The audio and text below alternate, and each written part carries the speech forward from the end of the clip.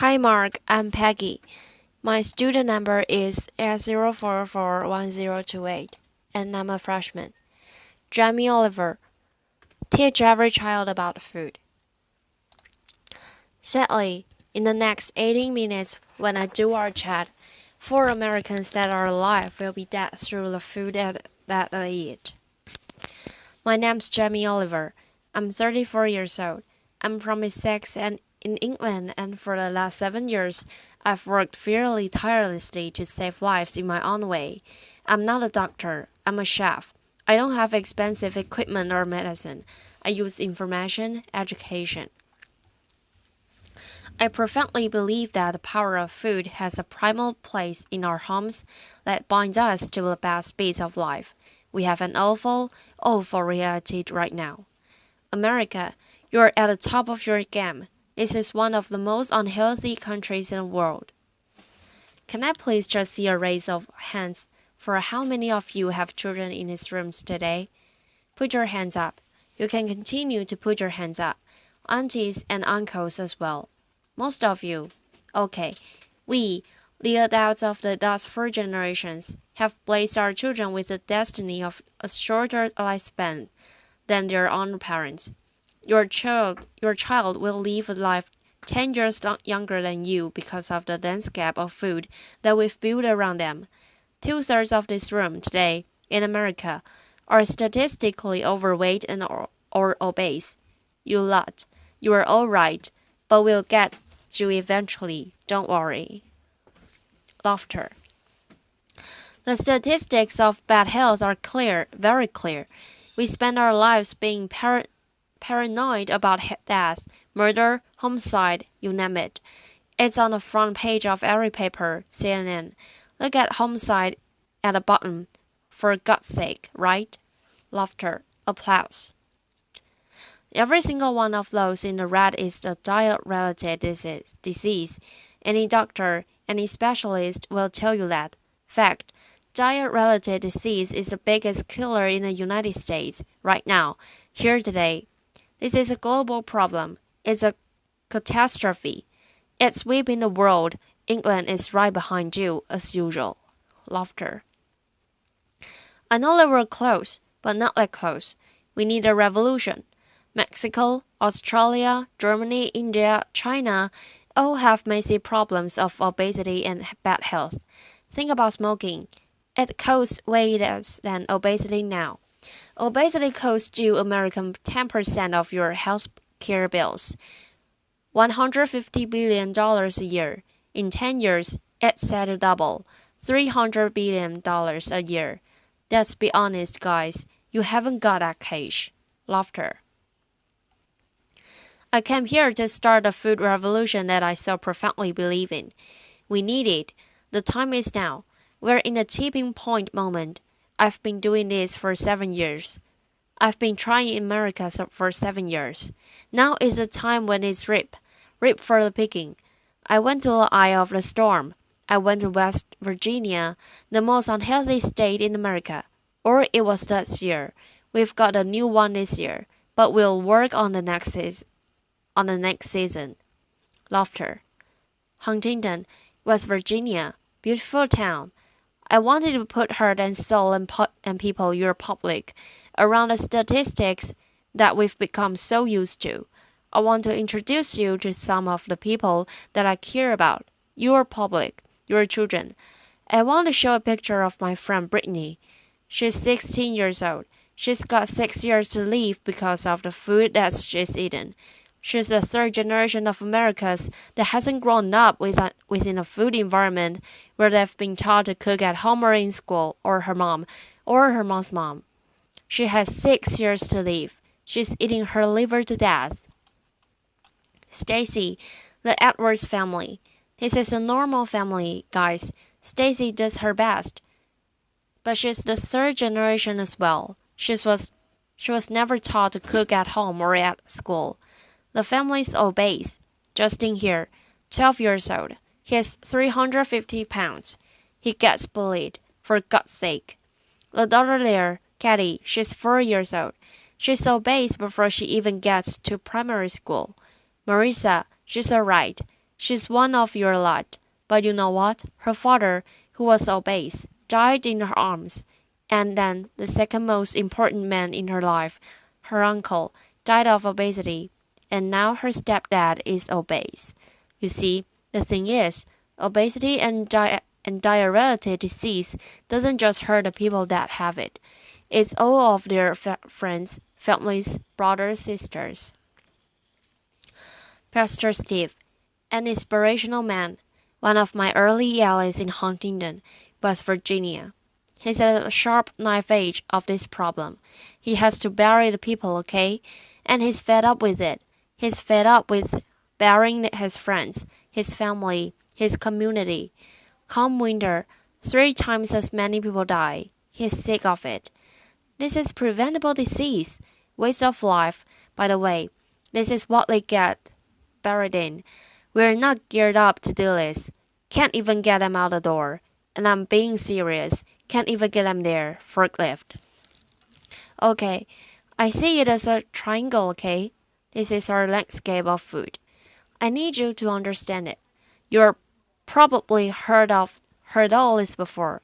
Over the last 30 years, what's happened that's ripped the heart out of this country? Let's be frank and honest. Well, modern day life. Let's start with the Main Street. Fast food has taken over the whole country. We know that. The big brands are some of the most important powerful powers in this country. Size. Supermarkets as well. Big companies. 30 years ago, most of the food was largely local and largely fresh.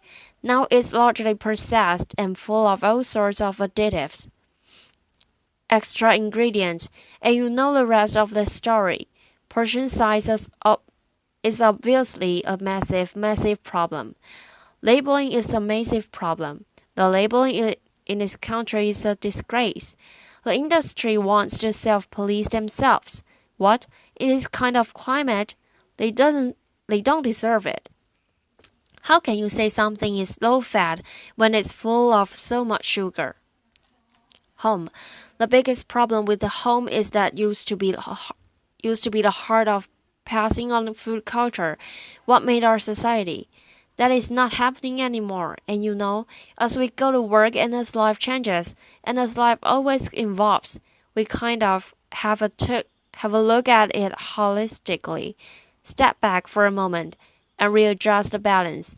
It hasn't happened for 30 years, okay? I want to show you a situation that is very normal right now. The Edwards family. Video. Jamie Oliver. Let's have a talk. This stuff goes through you and your family's body every week. And I need you to know that this is going to kill you children right early. How are you feeling? Stacy. Just feeling really sad and depressed right now. But you know, I want my kids to succeed in life, and this isn't going to get them there. But I'm killing them. Jamie Oliver. Yes, you are. But we can't stop that. Normal. Let's go on school. Something that I'm fairly much a specialist in. Okay, school. What is in school? Who's invented it? What's the purpose of school? School was always invented to arm us with the tools to make us creative, do wonderful things, make us earn a living, etc., etc. You know, it's been kind of in this sort of tight box for a long time, okay? But we haven't really evolved it to deal with the health catastrophe of America, okay? School food is something that most kids, 31 million a day actually, have a twice a day, more than often. Breakfast and lunch, 118 days of the year. So you could say that school food is quite important, really, judging the circumstances. Laughter. Before I crack into my rant, which I'm sure you are waiting for, laughter, I need to say one thing, and it's so important. Hopefully, the magic that happens and unfolds in the next 3 months, the lunch ladies, the lunch cooks of America. I offer myself as their ambassador. I'm not slagging them off. They are doing the best they can do. They are doing their best, but they are doing what they're taught. and what they're being taught to do is wrong. The system is highly run by accountants. There's not enough or any full knowledgeable people in the businesses. There's a problem. If you're not a food expert and you've got tight budgets and it's getting tighter, then you can't be creative. You can't duck and dive and write different things around things. If you're an accountant and a box ticker, the only one thing you can do in this circumstances is buy cheaper shit. Now, the reality is the food that your kids get every day is fast food. It's highly processed. There's not enough fresh food in there at all. The amount of additives, numbers, ingredients you wouldn't believe. There's not enough veggies at all. French fries are considered a vegetable. Pizzas are breakfast. They don't even get crockery. Knives and forks? No. They're too dangerous. They have scissors in the classroom, but knives and forks? No. And the way I look at it is, if you don't have knives and forks in your school, you are purely endorsing from a state level fast food because it's handheld. And yes, by the way, it is fast food. It's sloppy joes, it's burgers, it's winers, it's pizzas, it's all of that stuff. Size. 10% of what we spend on healthcare, as I said earlier, is on obesity, and it's going to double. We're not teaching our kids. There are no statutory right to teach kids about food, elementary or secondary school, okay? We don't teach kids about food, right? And this is a little clip from an elementary school, which is very common in England. Video. Who knows what is this? Child, potatoes. Jamie Oliver, potato? So you think these are potatoes? Do you know what that is? Do you know what that is? Broccoli. Jamie Oliver, what about these? Our good old friend. Child, celery. Jamie Oliver, no. What do you think this is? Child, onion. Onion? No. Jamie Oliver, immediately you get a really clear sense of, do the kids know anything about where food comes from? Who knows what that is? Child, Pierre. Jamie Oliver, what do you think this is? Child, I don't know. Jamie Oliver, if the kids don't know what stuff is, then they will never eat it. Laughter. Jamie Oliver, normal. England and America. Guess what Vic said? 2 one-hour sessions. We've got to start teaching our kids about food in schools, period. Applause. I want to tell you about something that kind of epitomizes the trouble that we're in, guys, okay? I want to talk about something so basic as milk. Every kid has a right to milk at school. Your kids will be having milk at school, breakfast and lunch, right? They will be having 2 bottles, okay? And most kids do. But milk ain't good enough anymore. Don't get me wrong, I support milk. But someone at a milk board probably paid a lot of money from some geezer to work out that if you put loads of flavorings, colorings, and sugar in milk, more kids will drink it, yeah. Obviously, now that's going to catch on the apple board is going to work out that if they make toffee apples, they'll eat more as well. Do you know what I mean? For me, there isn't any need to flavor the milk, okay? There's a sugar in everything.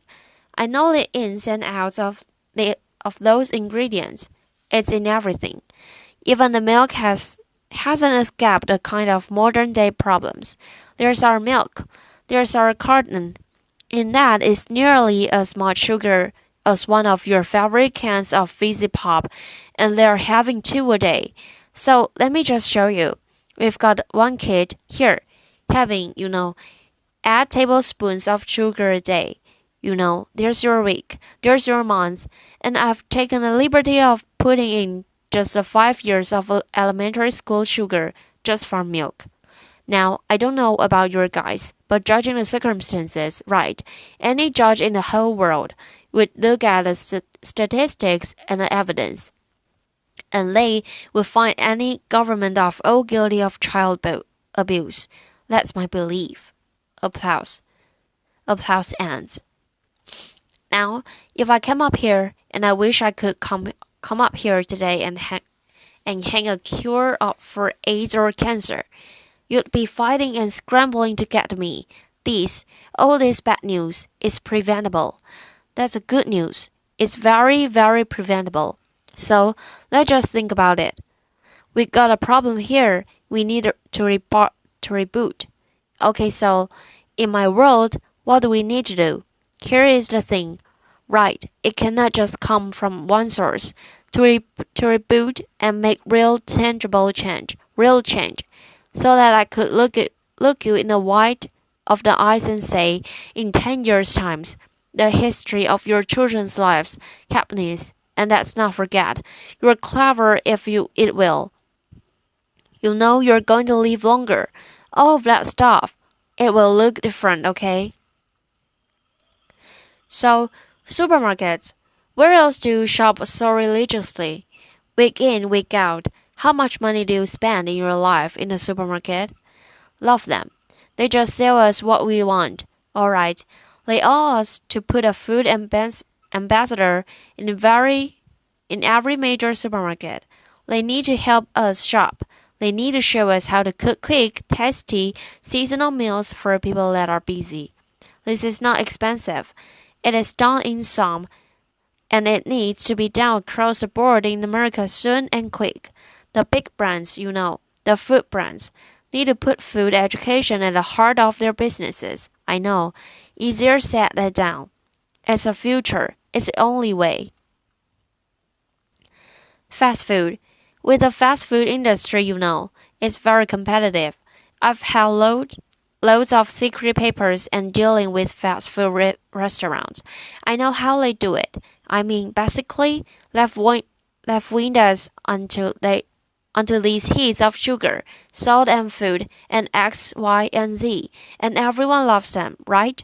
So these guys are going to be a part of the solution, but we need to get a government to work with all of the fast food purveyors and the restaurant industry, and over a 5, 6, 7 years period, wean off us of the extreme amounts of fat, sugar, and all the other non-food ingredients. Now, also, back to the sort of big brands, labeling. I said earlier, it's an absolute farce and it has got to be started. Okay, obviously, in schools. We owe it to them to make sure those 180 days of the year, from the little precious age of 4 until 18, 20, 24, whatever, they need to be cooked proper. Fresh food from local growers on site, okay? There needs to be a new standard of fresh, proper food for your children, yeah? Applause. Under the circumstances, it's perfectly important that every single American child leaves school knowing how to cook 10 recipes that will save their life skills. Applause. That means that they can be students, young parents, and be able to sort of duck and dive around the basics of cooking. No matter what recession hits them next time. If you can cook, recession money doesn't matter. If you can cook, time doesn't matter. The workplace, we haven't really talked about it. It's now time for corporate responsibility to really look at what they feed or make available to their staff. The staff are the moms and dads of America's children. Marissa, her father died in her end. I think she'd be quite happy if corporate America could start feeding their staff properly. Definitely they shouldn't be left out. Let's go back to the home. Now, look, if we do all this stuff, and we can, it's so achievable. You can cure and be commercial, absolutely. But the home needs to be start passing on cooking again, for sure. for sure, passing it on as a philosophy. And for me, it's quite romantic.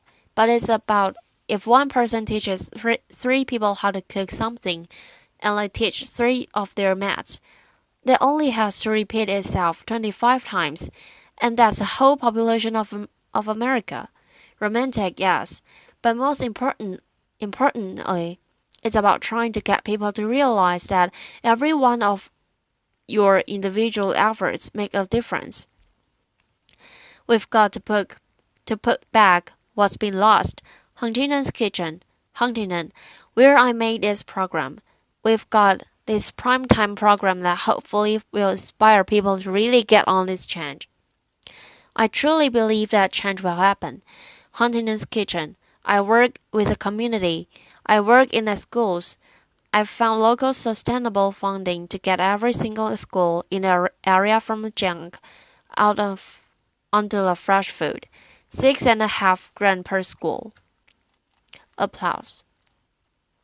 That's all it takes. 6.5 grand per school. The kitchen is 25 grand a month, okay? These can do 5,000 people a year, which is 10% of their population.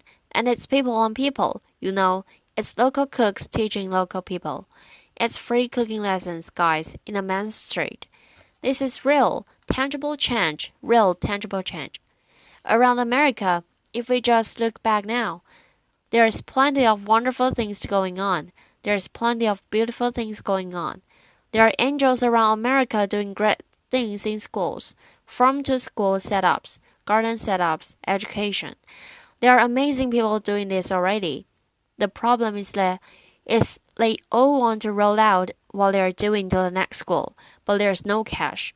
We need to recognize the experts and the angels quickly, identify them, and allow them to easily find a resource to keep rolling out what they are already doing, and doing well.